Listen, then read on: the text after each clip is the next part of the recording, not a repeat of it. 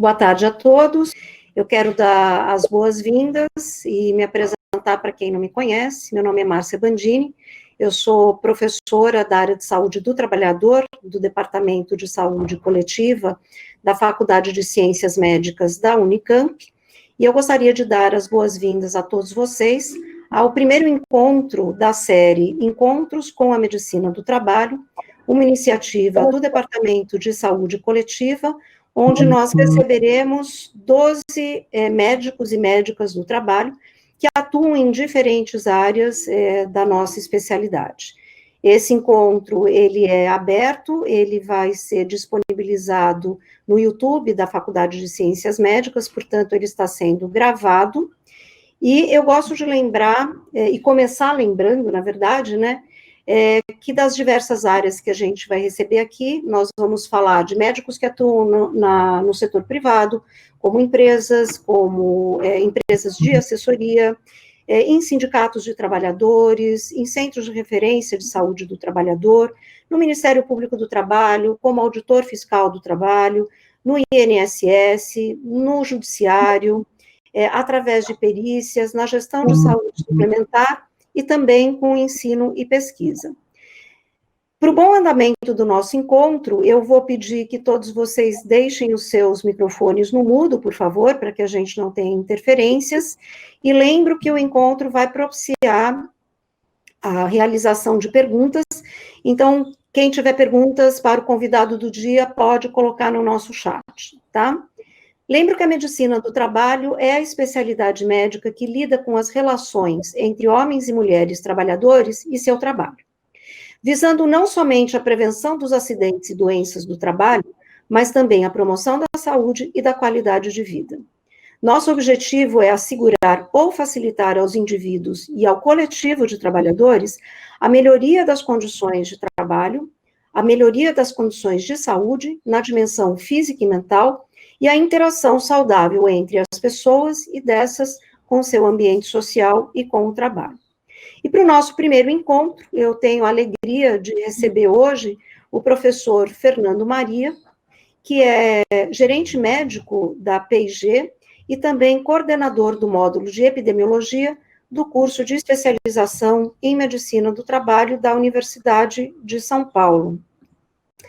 Professor Fernando, uma alegria ter você com a gente hoje, seja muito bem-vindo, e sem mais delongas, já que os tempos de videoconferência são sempre muito curtos, eu já disparo duas perguntas para a sua primeira fala. Primeiro, como que foi a sua trajetória profissional que te leva à gerência médica da P&G? E segundo, o que faz um gerente médico? Muito bom. Obrigado, Márcia, pelo convite, obrigado pela Unicamp também por dar esse espaço para a gente falar, né, e obrigado pela plateia que está aqui nos escutando, nos vendo também. Espero que seja muito proveitoso para todo mundo, né. Bom, começando pela minha trajetória, né, eu acho que, não sei se é sorte ou é felicidade, mas porque de início eu não ia fazer medicina do trabalho, né? Eu me formei em 2000, então eu já tenho 20 anos de formado aí, e quando eu me formei, medicina do trabalho nem era especialidade nos anos 2000, né? Então, naquela época lá, na minha faculdade, eu fiz Escola Paulista de Medicina, agora Unifesp, né? A medicina do trabalho não tinha uma disciplina de medicina do trabalho, né? Então, basicamente, eu me formei sem saber muito do que seria a medicina do trabalho. E eu me formei fazendo hepatologia, na verdade. Então, eu fui para gastroclínica, tudo isso daí, né? E em uma dessas conversas com os meus amigos, naquela época, eles falaram que existia uma clínica de assessoria na Vila Mariana, lá que estava precisando de médico para fazer os exames médicos periódicos, e eu nem sabia direito o que era, né? E falaram, se eu não podia ir, eu fui lá, né? E aí eu comecei a trabalhar como médico clínico geral lá, e fazer os atendimentos, né, de periódico, e eu comecei a gostar, porque eram pessoas saudáveis, e quando a gente conversava com eles, muitas das orientações que a gente passava para que as pessoas se mantivessem saudáveis, aquilo era uma melhor oportunidade do que lá na hepatologia eu ter que tratar as pessoas que estavam doentes, né? Então, na própria clínica, eu já conseguia falar para as pessoas se vacinarem contra hepatite, por exemplo, né, hepatite B. Então, eu via como uma oportunidade diferente, né? Porque a maior parte das pessoas, 99% dos trabalhadores que eu atendia, não tinha nenhum sintoma, eram pessoas sãs, né, saudáveis, e por conta disso era a melhor oportunidade para a gente entrar com essa questão de cuidado com a saúde, né? E aí eu comecei a trabalhar e naquela época o Dr. Alfred, que era o coordenador da clínica, ele estava aposentando, né? O CRM dele, para vocês terem uma ideia, é 1.500, né? Então, 4 dígitos, né? Ele era um médico que veio da Segunda Guerra Mundial, né? Ele participou lá ele era médico do Exército, né? E aí veio parar aqui no Brasil. E ele falou, olha, eu estou saindo e eu preciso de alguém para assumir meu lugar, mas eu vou sair em uns 2 anos. E eu precisava que alguém assumisse a coordenação aqui do PCMSO e da clínica, né? E eu falei, olha, eu preciso estudar para entender isso, né? E foi quando eu conversei com a professora Liz, né, naquela época, na USP, e fiz o curso, né, de especialização. Naquela época lá, o curso era de 1 ano. Eu fiz o curso em 2002. E a professora Liz sempre incentivava os alunos nessa questão de cuidado com a saúde do trabalhador, de conversar com eles. Então, e a minha turma foi uma turma muito bacana, né, da medicina do trabalho. Eu estudei com a Ana Cláudia, que atualmente é professora da Faculdade de Saúde Pública, com o Luiz Puca, né, com uma galera boa, na verdade, né? Todo mundo tá bem empregado hoje em dia, né, da minha turma. Porque medicina do trabalho naquela época era uma coisa que estava começando a se destacar, né? Então acho que foi por causa disso que eu falo que foi um pouco de sorte, né? E aí eu terminei o curso em 2002 para 2003, né? E nessa época que eu estava terminando o curso, a medicina do trabalho virou especialidade, né? Então eu fiz a prova de título na sequência e passei, né? Então eu consegui o título de especialista e passei além de atender as pessoas, como eu estava fazendo a coordenação, comecei a visitar as empresas que essa clínica tinha, né? Então basicamente os clientes deles, os mais fortes, eram restaurantes, né? E aí, para atender restaurantes, eu precisava entender vigilância sanitária, né? Então, eu conversei muito com fiscais da vigilância sanitária, visitei os postos de trabalho deles, né? Então, basicamente, naquela época, eu me especializei em restaurante, né? Então, todos os tipos de alimentos que existem, eu basicamente sabia como eram feitos, porque eu visitava a cozinha, conversava com os trabalhadores, né? E foi uma época bem bacana, assim, de aprendizado, né?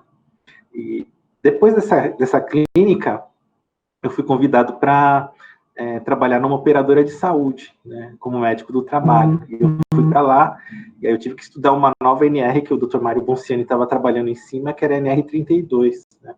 E para mim também era uma novidade, porque era uma NR bem complexa, né? Então, e foi uma virada de chave, né? Porque até então era só NR7 e NR9 que eu fazia, passei para a NR32, né? Então, foi bem bacana também, um período bem que eu aprendi muito nessa operadora, né? Eu atendendo basicamente colegas, eu atendia médicos e pessoas de enfermagem, né? Depois disso, eu passei para construção civil, né? Então foi outra virada de chave, aí comecei a ver a NR18, né? Então, você vê que cada época da minha vida eu passei por NRs diferentes, né? E essa aí foi uma época bem bacana que eu cheguei a trabalhar dentro de container, né? Então era bem diferente mesmo. Eu estava acostumado com consultórios e passei para containers, né? E é um público diferente, né? O pessoal da construção civil, porque eles te tratam meio como um deus, né? Porque o doutor está falando e eles respeitam muito, né? Então era bem bacana fazer os DDS de manhã, às 7 da manhã a gente ia lá, conversava com o pessoal da construção civil, explicava quais eram as patologias que a gente tinha que se preocupar naquele momento, quais eram os cuidados que a gente tinha que ter para prevenir as doenças que poderiam aparecer no canteiro de obra, né?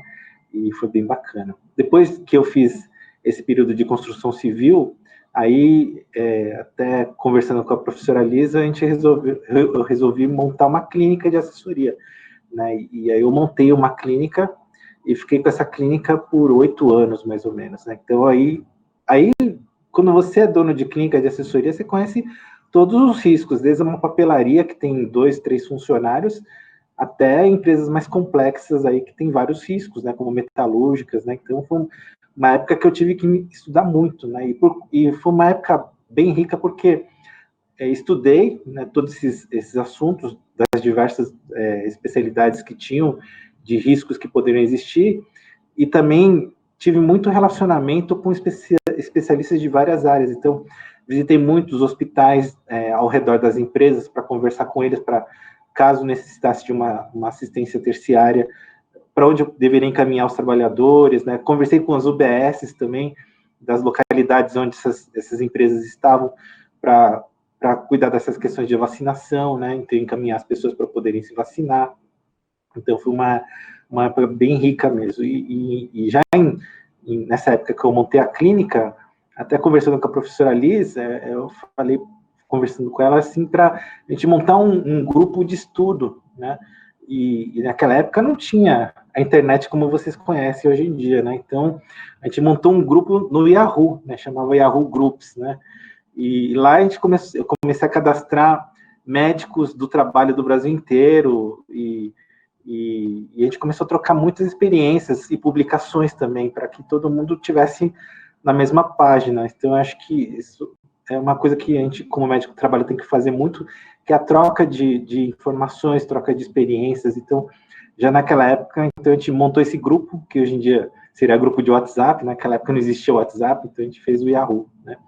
Depois que o Google criou o Google Groups, a gente migrou esse grupo para lá, para o Google Groups, e todos os materiais que a gente coletava, a gente compartilhava no Google Drive também, né? Então,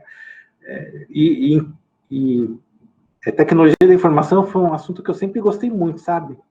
Esse negócio de coletar informações e trocar e usar a informática ou a tecnologia para a gente poder sempre crescer, né? E por conta disso que hoje em dia aí nos WhatsApps eu tenho um monte de grupo também, todo mundo me coloca em vários grupos também, mas é porque é bom para a gente começar a se conectar mais com as pessoas e trocar muitas experiências também, né? Então isso, para mim, foi uma coisa muito importante, porque foi nessas trocas de experiência que eu conheci os professores das diversas faculdades, né? Então, até a professora Márcia, que me convidou aqui, o professor René Mendes, né? Então, todos esses, a gente foi na troca de experiências que eu acabei conhecendo eles, né?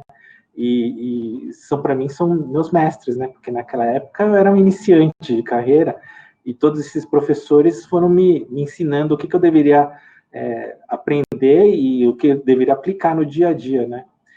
E o cliente nosso é o trabalhador, então o foco sempre das ações vai ser com eles, né?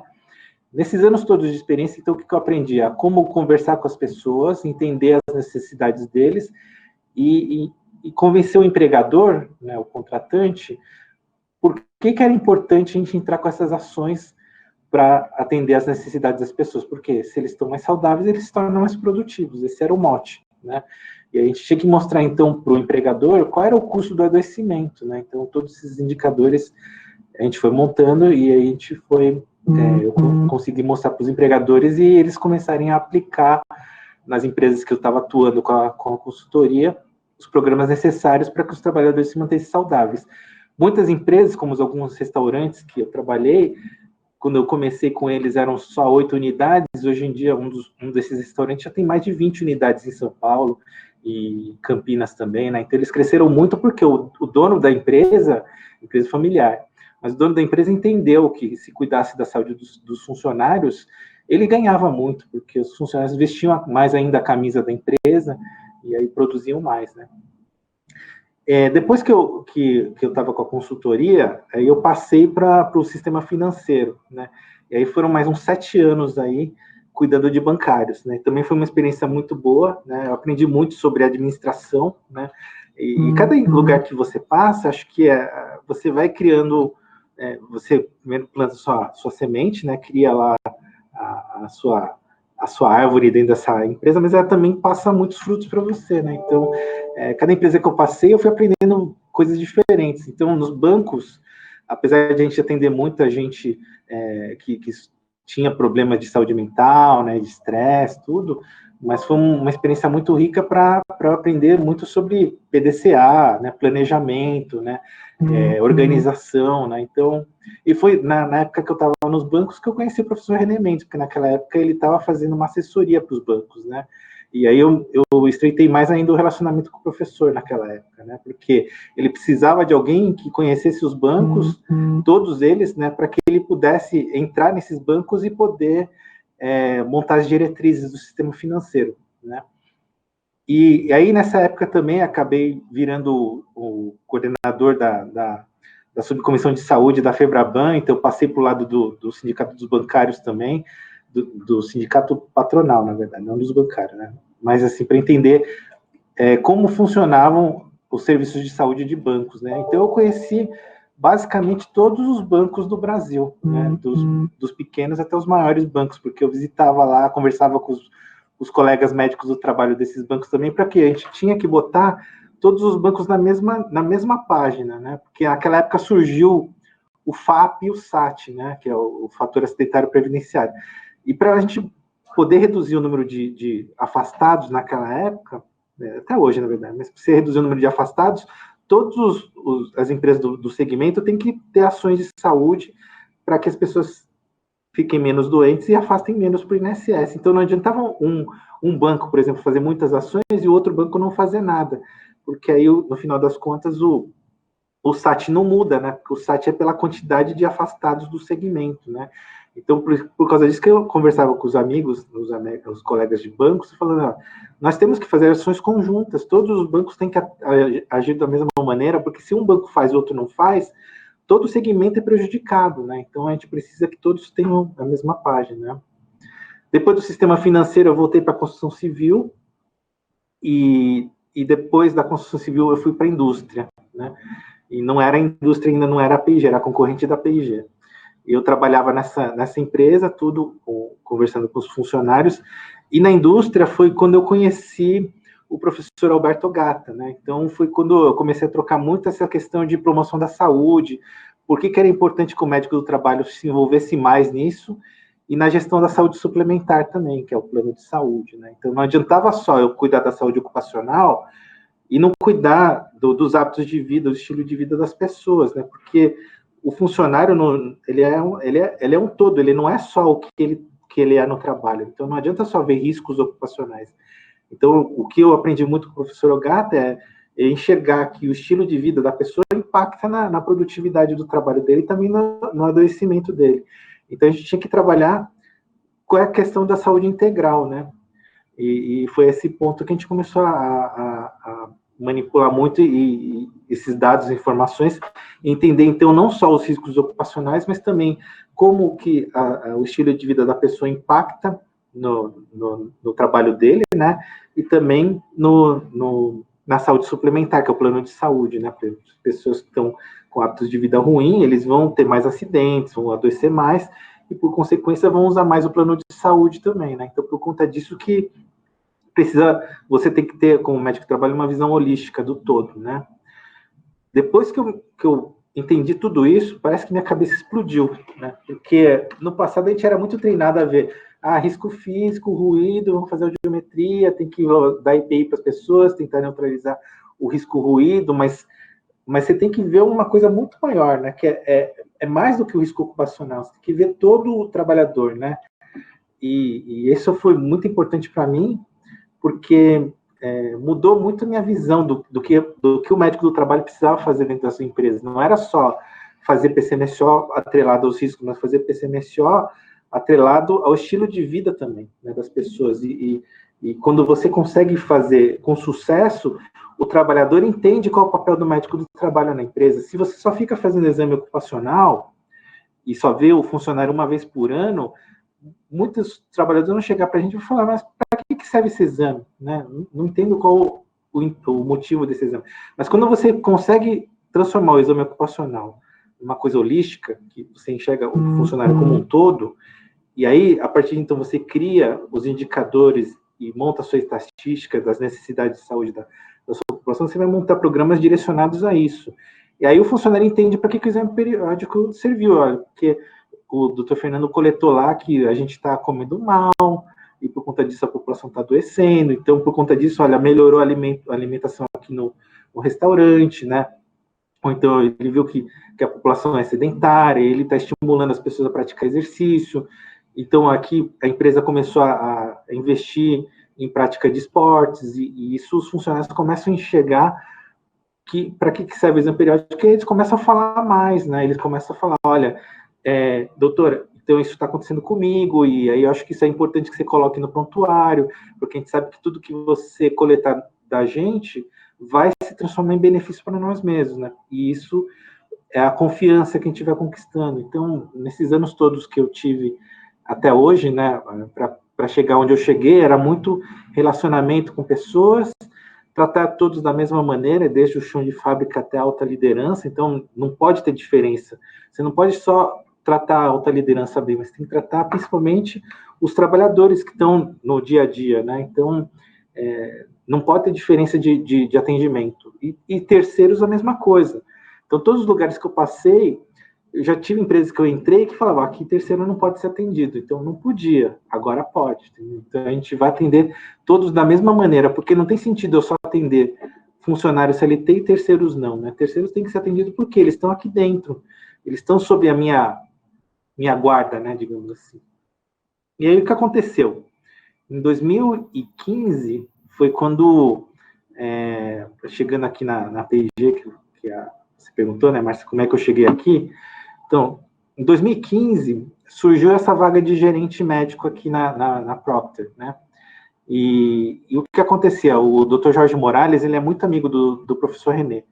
E aí ele pediu algumas indicações de profissionais para poderem atuar aqui com essa questão que o Jorge Morales sempre falou, o foco da saúde aqui na Procter é a atenção primária, né? Então, não adianta chegar aqui e falar, olha, eu só vou trabalhar com risco ocupacional. Isso não existe aqui dentro. Nós temos que atuar como um todo, né? E foi com esse foco que eu fui entrevistado pelo próprio professor René, para ele ver se eu entendia desses conceitos. E aí ele passou a indicação para o Jorge Morales, que me entrevistou. Passei por entrevista com o diretor de recursos humanos aqui da empresa na época, com a gerente de recursos humanos também, e graças a Deus deu certo, né? Eu fui contratado. E aí foi o desafio, né, aqui na empresa, como fazer, né, uma empresa que tem uma cultura global de saúde, mas no Brasil não existia essa cultura de saúde ainda, né? No Brasil ainda era só cumprir legislação, né? E a minha tarefa, quando eu entrei aqui, que o Dr. Jorge Morales falou, era assim, você precisa implantar os sistemas de saúde, os elementos-chave de sistemas de saúde na Procter Brasil, e precisa instalar o programa de promoção da saúde na empresa também, né? Que não existe, porque aqui a gente só estava cumprindo lei, né? Era só, você tinha um ambulatório de saúde ocupacional, mas ele só fazia exame ocupacional, não tinha muitas ações engajadas e nenhuma das ações estavam amarradas. Então, eram ações, tinha ginástica laboral, mas não falava com ninguém, tinha massagem, mas não falava com ninguém, não tinha nenhuma amarração dos programas, né? Então, esse foi o meu desafio, né? Que eu tinha que instalar primeiro no escritório e depois expandir isso para as fábricas da empresa também, né? E até hoje, então, o que tem feito? A gente tem, desde que eu entrei, tenho feito vários treinamentos com todas as equipes, né, não só do escritório, mas também das plantas, para que todos estejam na mesma linha. Então, a gente montou uma equipe de saúde bem forte aqui, nós temos agora médicos em todas as unidades, todos os médicos, eles têm esse conceito de promoção da saúde, de estimular que as pessoas cuidem de si mesmas e cuidem dos seus próximos também, e a equipe de enfermagem idem também, né. E a gente montou uma equipe multidisciplinar, né, que agora tem, além do médico enfermeiro, tem a nutricionista, tem o educador físico, tem psicólogo, tem fisioterapeutas, tem massoterapeutas, né? Então é uma equipe bem grande, assim, né? E todas elas com esse foco de que estejam amarrados no mesmo programa. Então, se o educador físico perceber que a pessoa precisa melhorar a alimentação, ele vai referenciar nutricionista. Se o psicólogo perceber que o trabalhador precisa de alguma orientação de atividade física, ele vai encaminhar para o educador físico. Então, um vai referenciando o outro, né? E a equipe, ele tem esse papel, a gente tem reuniões mensais, né, para a gente sempre amarrar os programas e que todos os indicadores estejam juntos para que cada vez mais ele atenda a necessidade das pessoas aqui, né. Márcia, você falou para eu falar 20 minutos, mas já passou 26, não sei se você quer colocar alguma coisa, eu posso continuar? Eu acho que você pode continuar mais uns 4 minutinhos para a gente fechar, lembrando que está indo super bem, aproveite só a sua pausa para pedir para o pessoal que tiver curiosidades a respeito do dia a dia, que coloquem, por favor, as suas perguntas ou os seus comentários aqui no chat para a gente, tá? Obrigada, Fernando. Pode continuar.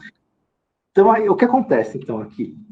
Meu trabalho aqui, como gerente, né, que é a segunda pergunta que a Márcia fez, é o seguinte, primeiro, eu preciso atender as pessoas, óbvio, então eu não deixei de atender as pessoas, continuo atendendo, né, e a gente faz tanto ocupacional como assistencial, mas mais que isso, a gente também gerencia os programas de saúde, de promoção da saúde das pessoas, né, então não somente os riscos ocupacionais, mas também uma coisa maior do que isso, né, e o nosso papel é educar as pessoas, os trabalhadores, né, para que eles cuidem de si mesmos, e uma coisa que a Organização Mundial de Saúde fala muito, que os programas de saúde deveriam ter 3 pilares, coração, mente e corpo, né? Então, coração, o que é? Eu tenho que ensinar a pessoa a se autocuidar, e essa pessoa, ele tem que compartilhar o que ele aprendeu com seus familiares, as comunidades que ele está inserido. Então, esse é o nosso papel aqui. A gente vai ensinar para a pessoa o que ele tem que fazer e ele tem que levar isso para a casa dele, para a comunidade onde ele está, para os locais onde ele estiver inserido, para os seus colegas de trabalho também. Por que a OMS fala do coração? Porque quando você ensina para outros o que você aprendeu, você bota isso mais na sua cabeça, né? Isso fica mais fixo, né? Então, se você ensina outros a comer direito, esse aprendizado que você está dando para outros fica mais enraizado em você mesmo. Você ensina outros a praticar exercícios, você ensina outros até a usar o EPI também, né? Então, se você ensina outras pessoas a como usar o EPI, esse aprendizado fica mais enraizado na gente, né? Então, coração é isso, mente é cuidar da saúde mental e o corpo é a prática de exercícios e a alimentação saudável. Então, esses 3 pilares é o que a gente tem que implantar em todas as unidades da PIG, né? E o que acontece? Para a gente conseguir sucesso no programa, então qual é o papel do gerente, né? Eu tenho que conversar com os trabalhadores para coletar o feedback deles, né? E aí eu tenho duas oportunidades para fazer isso, que é a reunião da CIPA, né? Então, todas as unidades têm CIPA, então a reunião da CIPA, o médico do trabalho, ele tem que estar presente. Nessa reunião, eu trago todos os indicadores de saúde para os cipeiros entenderem qual que é a necessidade, como é que está a nossa população. E o cipeiro, ele faz parte do planejamento do programa. Então, quando a gente vai montar um programa de saúde, por exemplo, se eu falo aqui no escritório, nós temos um problema que é o estresse, né? Eu preciso da ajuda do cipeiro para montar esse programa. Então, o cipeiro, ele vai trazer as ideias dele também. Então, eu trago para a mesa de reunião quais são as evidências científicas que existem com relação à promoção da saúde mental e ao gerenciamento de estresse. Então, a gente traz isso para a mesa. E aí, o cipeiro vai falar o que poderia ser colocado nessa gama de opções à disposição das pessoas que eles consideram que sejam importantes para as pessoas e eles vão ajudar a gente a engajar mais ainda pessoas a participarem desse programa. Quando o cipeiro participa do planejamento do programa, ele se sente dono do programa também, né? E aí ele faz mais comercial ainda, então a gente consegue trazer mais pessoas para dentro dos programas de saúde. Então esse é um dos segredos de engajamento, né? O segundo comitê é um que a gente chama de champions, né? Que é um conceito que o CDC usa muito, né? Champions são aquelas pessoas que já praticam hábitos saudáveis, né? Por exemplo, aquele funcionário que já pratica exercício regularmente, aquele que come de forma adequada. Então, a gente convida no periódico, né? Quando eu vou fazer o exame periódico, eu explico que ele tem um hábito saudável, uma pessoa medita todo dia, come direito, pratica esporte. Eu falo, você não gostaria de ser um champion, né? Ele fala, mas o que é champion, né? Champion é você é uma pessoa que inspira outras pessoas a serem igual a você, né? Então, se você topar, você vai fazer um treinamento do que é champion, né? E você vai ser um embaixador dos programas de saúde, né? E esse champion não precisa ser líder, né? Ele pode ser uma pessoa que todo mundo olha para ele e fala, nossa, eu quero ser igual eu quero ser igual a Vanessa um dia, que eu estou vendo aqui na tela, né? Então, a Vanessa, eu vejo aqui que a Vanessa é uma pessoa centrada, ela tem, pode ser que ela esteja praticando yoga, alguma coisa, ou meditação, então, quero ser igual a Vanessa. Aí eu convido você, Vanessa, você gostaria de participar do programa como Champions? Se você falar, olha, eu gostei, eu quero sim participar, então você vai participar do comitê, é uma reunião mensal também, os mesmos números que eu levo para os cipeiros, eu levo para a comissão dos Champions, né? E os Champions também participam do planejamento e da organização do programa. E os Champions, como já são pessoas que praticam hábitos saudáveis, eles já vão falar, olha, na vivência deles, o que eles acham que funciona mais, que funciona menos, como poderia ser implantado o programa aqui dentro da empresa. E aí esses dois grupos, cipeiros e Champions, eles vão trazer mais pessoas para dentro do programa e eles também vão coletar feedbacks, né? Então, mensalmente, a gente, na reunião da CIP dos Champions, a gente coleta feedbacks das pessoas para entender aonde nosso programa está dando certo, né, que a gente tem que reforçar cada vez mais, aonde a gente tem mais oportunidades que a gente poderia fazer com que o programa se encaixasse mais à realidade das pessoas e cada vez mais pessoas participando. E conforme esses grupos eles foram se expandindo, tanto no escritório como nas fábricas, os programas de saúde foram se fortalecendo, porque quando você planeja e organiza junto com eles são os nossos, como eu falei no início, né? O trabalhador é o nosso cliente, né? Então, eles vão trazendo seus pontos de vista e o programa vai ficando cada vez mais com a cara da população que eu estou atuando. Então, isso acho que é uma coisa que todos os médicos têm que fazer.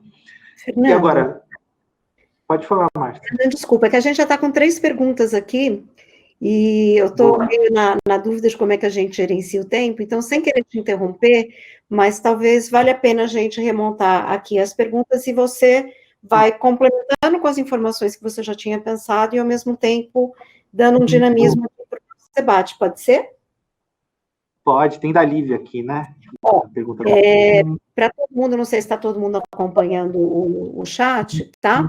Mas a gente tem pergunta da Lívia, que é R1, e que pergunta quais são os desafios que você encontrou no início ao implementar o programa de promoção da saúde, e principalmente como é que você os contornou, né? Na sequência, a gente tem uma pergunta bastante bacana da professora Vera Salerno, que é a nossa colega aqui no Departamento de Saúde Coletiva, que manifesta suas saudades, acho que as nossas, né, saudades da professora Liz Esther, e pergunta qual é a sua experiência na suspeita, diagnóstico e notificação de doenças do trabalho, que é sempre um tema muito caro para a gente na saúde coletiva. E a Lorena, que também é R1, pergunta sobre a participação dos trabalhadores, né, e os sindicatos, eles participam da montagem dos programas? E se vocês conversam com a atenção primária na cidade, né, já que você tinha mencionado o UBS. Então, acho que são 3 perguntas que já dão um tantão aí, se alguém tiver mais pode colocar, mas eu devolvo a palavra para você, Fernando. Vamos lá, para a Lívia, né, que a Lívia perguntou quais foram os desafios. Então, escutar os trabalhadores, primeiro que o desafio era conquistar a confiança deles, né, então, com base nisso, eu tinha que me apresentar para eles, que eu estava começando na companhia, então ninguém me conhecia, né, me apresentar para eles, e o principal ponto que a gente coloca é o sigilo e a confidencialidade das informações. Então, tudo que é falado para o serviço médico, ele não vaza do serviço médico, ele tem que ficar lá dentro. Porque aí, se o funcionário sabe que o que ele conta para nós não vaza, a fidelidade que eu tenho das informações é muito maior, porque se eles desconferem que a informação está fazendo para recursos humanos, para o jurídico, eles vão começar a mentir no exame periódico, né? E aí a gente não tem dados concretos para a gente poder atuar nos programas. Então, esse é o primeiro ponto, né? Então, a gente foi conversando, foi mostrando para eles que as informações são todas seguras, elas ficam dentro do serviço médico, o serviço médico, aqui na Procter, tem como pilar principal o sigilo e a confidencialidade dos dados, né? Então, nada é vazado. E o segundo ponto é como conseguir que a alta liderança custeie os programas, né? Porque o programa não é de graça, né? Para a gente montar qualquer programa tem custo, né? Então, para isso, o que eu precisava? Coletar as informações e transformar isso em dinheiro, né, no caso, custo, né? Então, por exemplo, o que o estresse estava gerando de absenteísmo, o que o estresse estava gerando de presenteísmo, né? Então, a gente tem questionários para presenteísmo, nós temos o WLQ, que você pode aplicar no questionário, que é o Work Limitations Questionnaire, né? Aí você pode aplicar ou um questionário à parte, como vocês acharem melhor. Mas conforme você vai coletando esses dados, então, estresse, por exemplo. Então, quanto está gerando de absenteísmo, quanto está gerando de presenteísmo, qual o custo com psicoterapias na saúde suplementar, qual o custo com psiquiatras na saúde suplementar, né? Afastamentos em INSS, se esse estresse está gerando afastamentos com o INSS, nós estamos tendo CIDs relacionados a estresse nas doenças que são dos afastamentos previdenciários. Então, com base nisso, a gente mostra o custo disso daí, né, para o empregador, e por que é importante, então, a gente gerenciar isso para que esse custo se reduza, né? E conforme os anos foram passando, a liderança a gente foi conseguindo conquistar cada vez mais a confiança da liderança, porque a gente foi mostrando que o risco foi reduzindo, né? Por exemplo, o gerenciamento de estresse foi sendo melhor conduzido aqui dentro da companhia, por exemplo, né? E aí o absenteísmo, o presenteísmo relacionado ao estresse reduziu, né? Afastamentos previdenciários hoje, 2020, não temos ninguém afastado por CDF no INSS, né? Nós temos aqui programas de saúde que a gente conseguiu implantar primeiro, para você trabalhar com saúde mental, você tem que primeiro deixar a organização saudável, né, que são os fatores psicossociais do trabalho, né, isso não é uma coisa fácil. Eu dependo muito da liderança para conseguir isso, né, que os líderes têm que reconhecer mais as pessoas, né, tem que dar mais parabéns, tem que dar ferramentas melhores para as pessoas terem autonomia no trabalho, né. Então, o médico, ele só mede os fatores psicossociais e leva para a alta liderança. E a alta liderança, entendendo o problema, então eles vão ser nossos parceiros na melhoria do ambiente de trabalho para que as pessoas consigam depois gerenciar o estresse, né?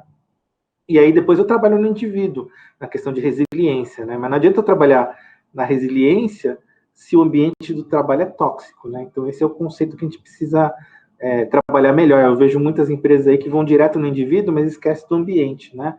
E aí é o que o professor Mário Ferreira chama de o furo corporativo, né? Aquelas empresas que oferecem massagem, mas o ambiente é tóxico, então quando você está recebendo a massagem, você está bem, mas depois que a massagem vai embora, você volta para o ambiente tóxico, você perde todo o benefício, né? Então, o ideal é você cuidar primeiro do ambiente, depois você vai trabalhar no indivíduo, né? E aí, conforme a gente foi conseguindo o apoio da liderança, os programas foram surgindo com mais naturalidade, porque agora a gente tem, eu falei, né, que a gente tinha o comitê da CIPA, temos o comitê dos Champions, mas temos um terceiro comitê com o comitê de líderes.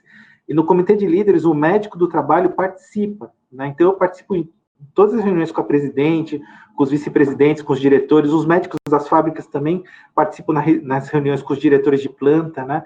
Porque eles vão levar os mesmos números para eles, lógico, sempre respeitando o sigilo e a confidencialidade das informações, então nenhum nome é dado, né? Mas eles precisam entender quais são os maiores riscos, tanto ocupacionais como riscos também de fatores de estilo de vida, ou então de causa de sinistralidade no plano de saúde, porque é isso que a gente vai ter que direcionar os programas para essas necessidades, para que a gente possa reduzir os custos e o empregador cada vez mais conseguir o que ele quer, que é conseguir mais lucro dentro da companhia, né?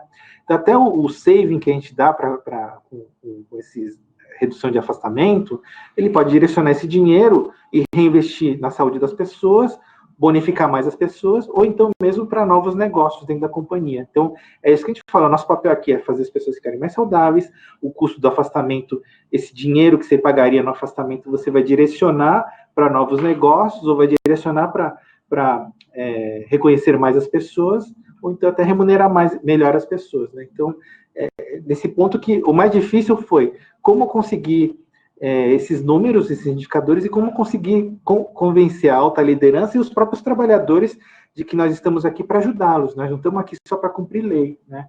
Então, esse eu diria que seria o nosso desafio, tá?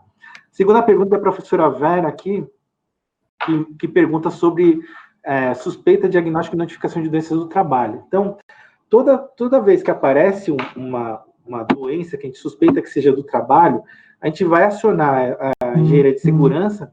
Aqui na Procter é um pouco diferente das outras empresas, que normalmente está tudo na mesma estrutura. Nós temos o departamento médico, ele é separado do departamento de segurança, que é separado do departamento de recursos humanos, cada um são departamentos próprios, né? Só que a gente tem muita interação, né, entre esses departamentos.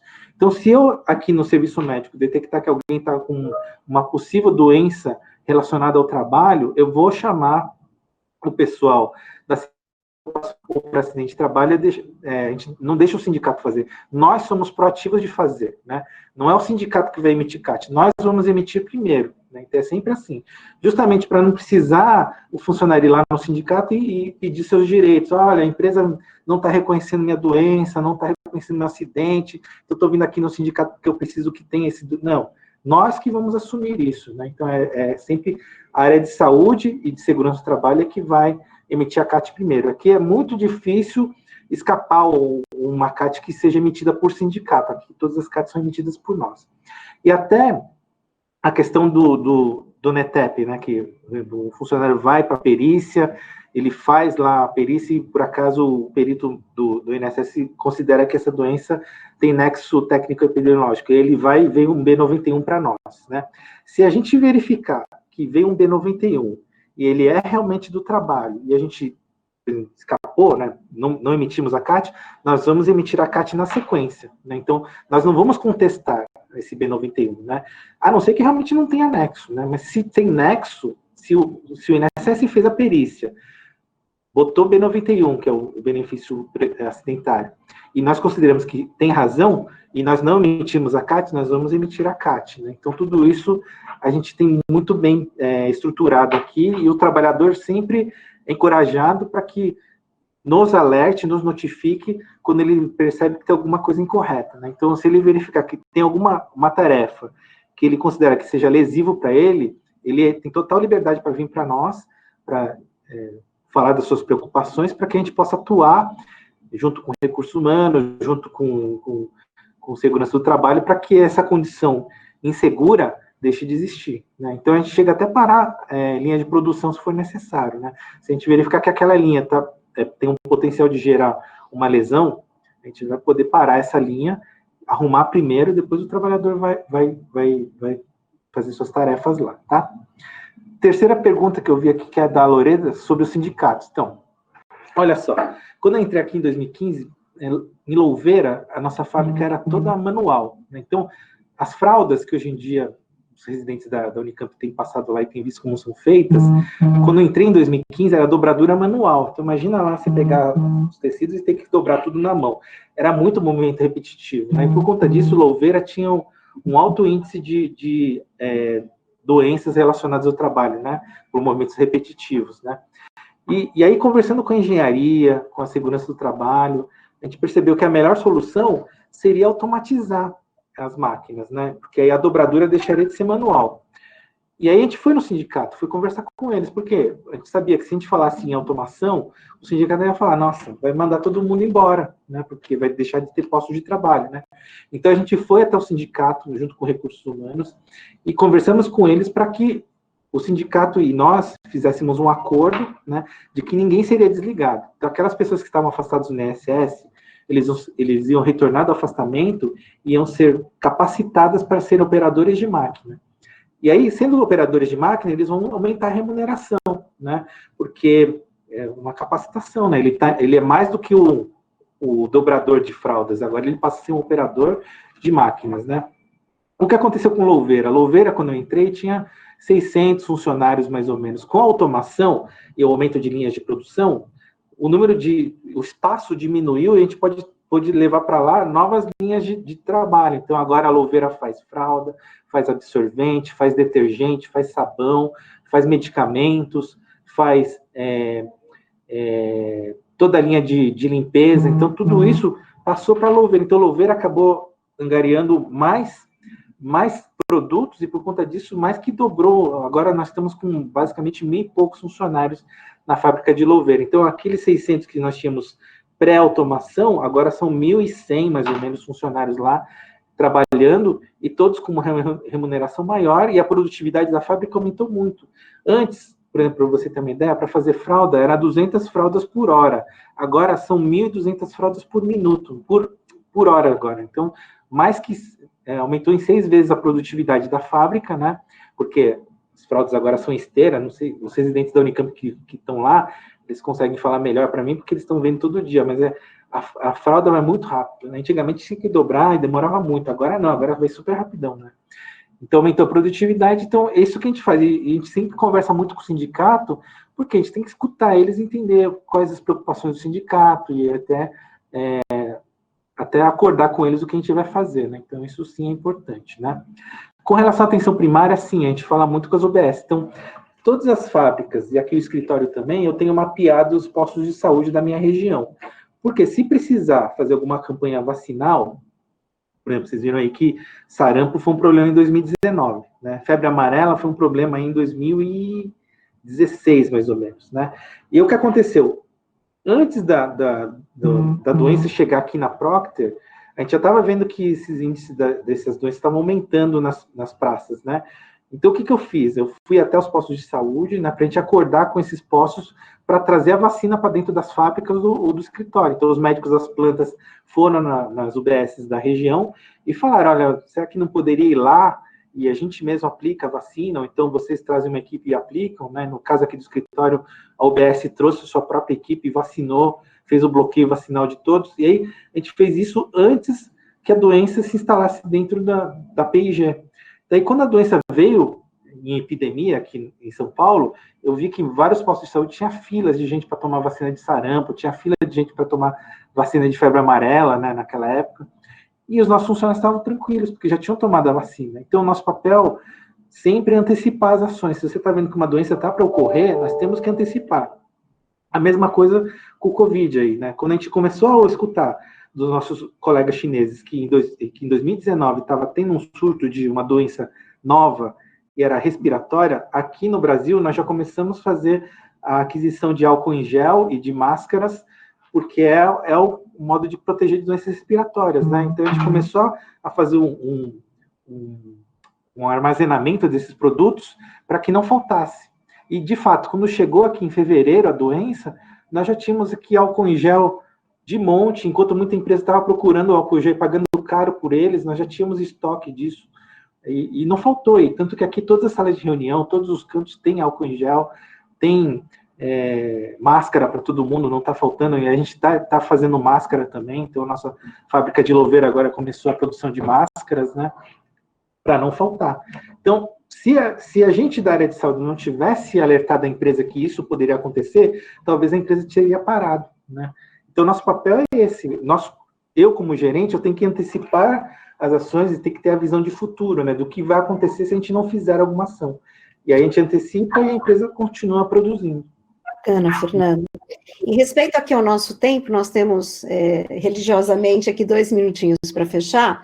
O Rodolfo veio com uma pergunta, tipo, se você daria, mas aí, ó, em uma frase, tá?